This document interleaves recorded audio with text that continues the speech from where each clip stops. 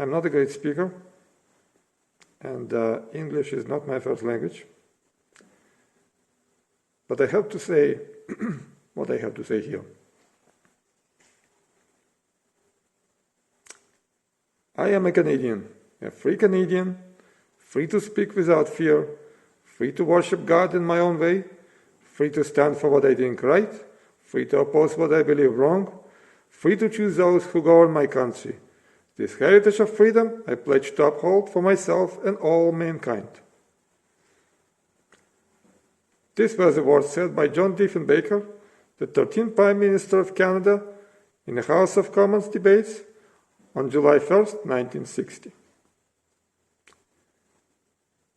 And where we are now, 62 years down the road. Are you a Canadian, still free to speak without fear? No, you're not.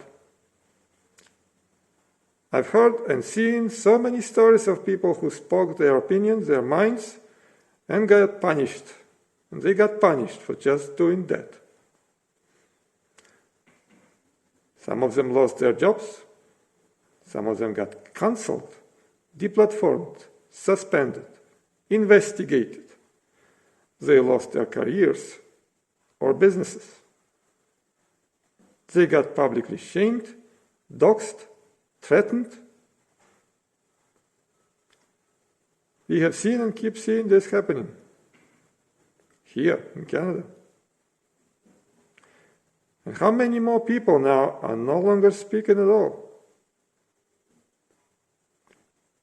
They don't speak at work. They don't speak in public. They don't even speak on social media because they are afraid to violate community standards, for God's sake. Because now they have that fear that I, a Canadian, a free Canadian, was never ever supposed to have.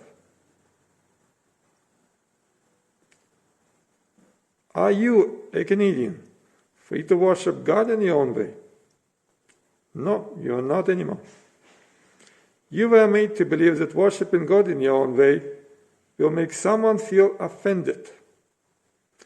You were made to say Happy Holidays and seasonal greetings instead of Merry Christmas or Happy Easter. You were made to believe that if you gather in church, you will spread infectious disease.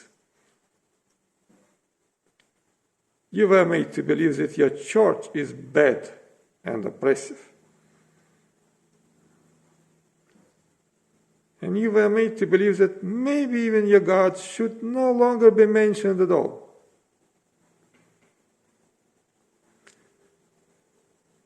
Maybe we should remove the mention of God from our Charter of Rights. Maybe we should remove God from our lives altogether.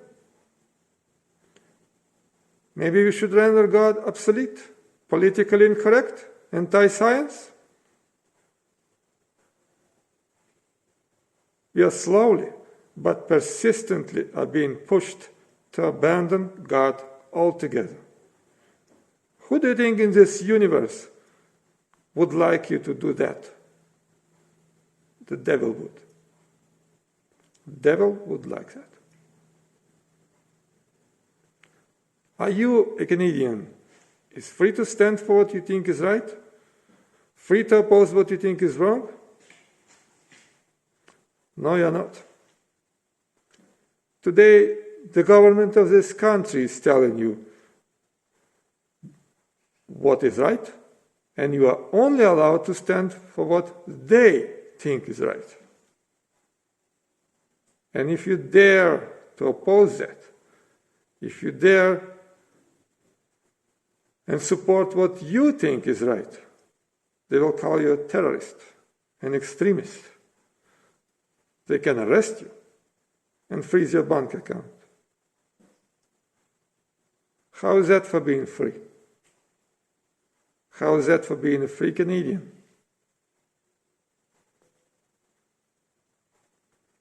Are you, a Canadian, still free to choose those who govern your country? It seems like not. You can still vote. Yes. But over and over and over again, those people who were supposed to represent you, who you elected, they betray you. They don't listen to you. They don't want to hear you. They don't want to see you. And it looks like they only govern your country with only a goal to line up their own pockets. And there is nothing you can do about it. You cannot call them off.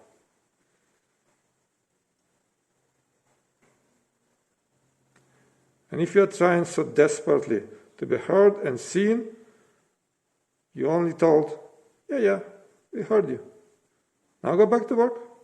Go back home. We don't want you here. You don't belong here.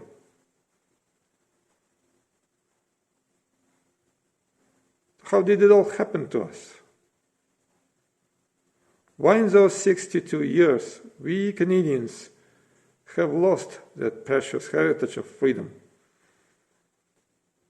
Why we are being told now that freedom somehow is a bad word that belongs to ultra-right, extremist, misogynist, or whoever it is? And why we have broken that pledge to uphold freedom for ourselves and all mankind? Wake up, Canadian. Wake up and fight back. The time is now. Do not stay silent. Do not be in fear. It is your duty now to uphold your freedom, as your fathers and grandfathers did before you. Make no mistake, those who want to take away your freedom are not your friends. They don't care about your safety. They don't care about your health. They only care about control. They are your enemies. They are many, they are loud, and they think they are strong and fearsome. But God is on our side, because they despise, mock, and reject God. And we embrace God. And God will always prevail above devil. Good will always prevail above evil. And freedom will always prevail in our Canada.